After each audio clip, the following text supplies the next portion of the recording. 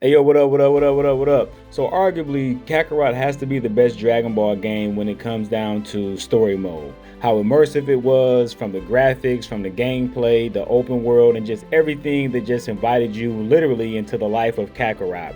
So even though we had a lot of memorable battles and ones that we couldn't wait to get our hands on to, experience in this game, there were some that were missing, and also there were some that could have been added to make the game a lot better when it came down to story mode. So in this video, I'm going to show you some fights that were skipped over and some that I would have loved to have seen added to the game for a more immersive or engaging story mode than what we already had. And with that being said, let's go ahead and dive in.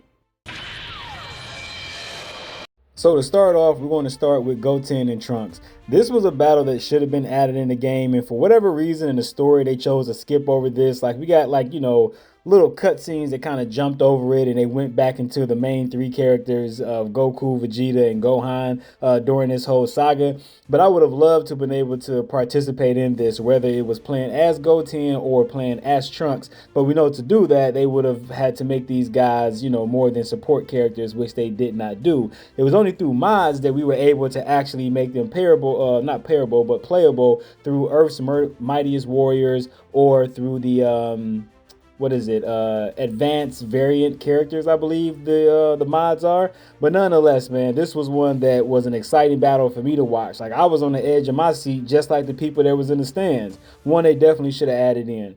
So next up is going to be the Z Fighters versus the Ginyu Force. This is one that I will always want to be in the game, but we will never probably get it. I just love to recreate this through mods, so I always enjoy the fact that we get King Kai's planet as a, stage to actually fight on, and we get to use these support characters as main characters to make this come to life. Now with Earth's Mightiest Warriors, this is how you get to use these characters, and they have movesets, they have power surge, and you get to play them like they're actually regular characters.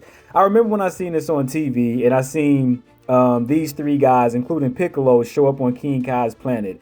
That was dope to me because we seen how Goku came back, so I can only imagine, like, once these guys left, how much stronger that they would be. So when they got the Dragon Balls and they were getting ready to wish back Piccolo, but they were actually choosing which one they wanted to go, I know it's sad to say, and some people are going to laugh, but I wanted Yamcha to go, right? Yamcha was my guy. It would have been a bad time. They definitely would have died, and nobody would have been saved if Yamcha went. But nonetheless, he was my guy, man. I loved his battle against Raccoon. I enjoyed Tien's battle against Jason Berta, and they're just running through these guys, signifying basically that they're the new Ginyu Force, and by Goku defeating Frieza, that he's the new power of the universe and the one to be reckoned with. But I would just love to see this in any Dragon Ball game. Now, for whatever reason, they chose to leave out Ascended Trunks versus Semi-Perfect Cell.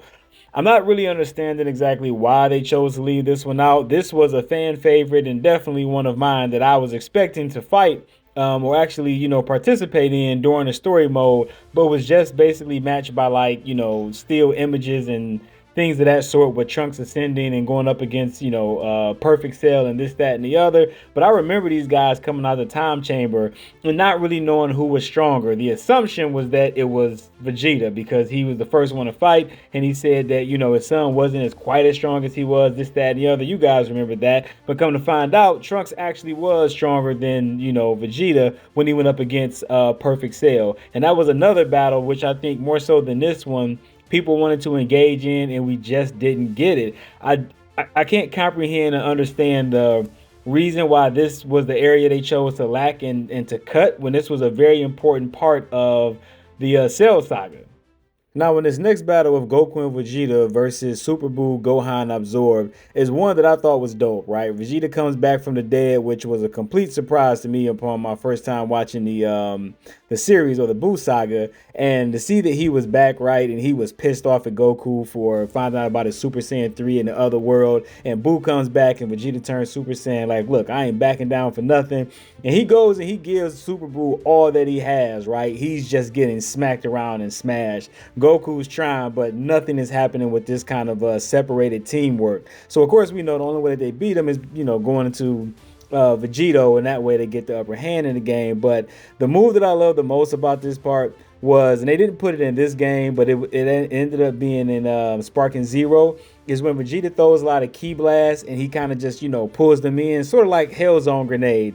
And they put that in Sparking Zero, which really blew my mind, man. I wish they would have put it in here, but that is a dope move. I love this Vegeta. He just doesn't get, enough shine or really anything to bring him to the forefront. But this battle, nonetheless, is one that I thought would have enhanced the story mode, a bit more than what we already got. Now, I know this is one that many might disagree with and say, hey, we can skip over it. It doesn't have to be added or even expanded upon. But the Z Fighters versus the Saibamen. This is the first time that they've gathered together since the whole Raditz incident. And then we get to come back and see how strong they are. Yamcha fight was good in my opinion, apart from him dying. Tien's was dope because the Saibamen didn't even stand a chance. Chapsu didn't really fight one, and I think he would have died too, so it's good he stayed on the sideline. But nonetheless, I wanted it to be more than just Gohan and just support characters fighting against these guys. I wanted to actually use the Z Fighters fighting against him to have a battle. They always come in threes or, multiples after you beat them and this, that, and the other. So let them get a little bit more shine and highlight in the series rather than what we got. So next up, Super Saiyan 2 Vegeta versus Beerus. Now this one was interesting primarily for the fact that, Vegeta gave it all that he had, the anger that he unleashed because Beerus knocked back Bulma, and Piccolo making a statement to say, hey, Vegeta's actually stronger than Goku in this moment. And if you watch the Super series, there's many moments where it's indicated that Vegeta is actually stronger than Goku, apart from the Super Saiyan 3 transformation. And this is mentioned by Wiz and other moments throughout the series as well, if you guys went back and, just paid attention to it. But nonetheless, Vegeta goes all out. I absolutely loved it because he's a beast here. Even though he didn't stand a chance and that became obvious, I think this would have been something that would have been wonderful for them to add to the DLC, definitely to give it more life, because the first DLC was the saddest and the most pitiful one, so they definitely needed the additional fights. And last but not least, Goku versus Beerus on King Kai's planet. This was another one that they could have added in to add more life to DLC 1. Now, when I first seen this one, I didn't really think much about it, but when you hear Super Saiyan 3 get knocked out with just a fling or just a touch or one punch, that's something that you got to pay attention to. Even Vegeta had to acknowledge that, along with the other Z fighters that heard that. So Beerus was one that you couldn't take lightly, even though they've already taken down the most powerful being in the universe, which was Majin Buu, right? So this one could have helped a lot. I thought it would have been exciting if they would have put it in here with some minor cutscenes, and overall it just would have worked. So obviously we know that there is many battles that they could have added into here that I didn't put into this video, but these were just some that were on my mind that I would have liked to have seen. So in the comment section down below, let me know what battles you would have liked to engage in, some that you would have liked for them to expand upon, and just, overall add it in for a better story mode play, whether it's the DLC or just the main game. Either way, what's your thoughts and your opinions? And with that being said, it's your boy, oh no, not another reviewer, and I'm out.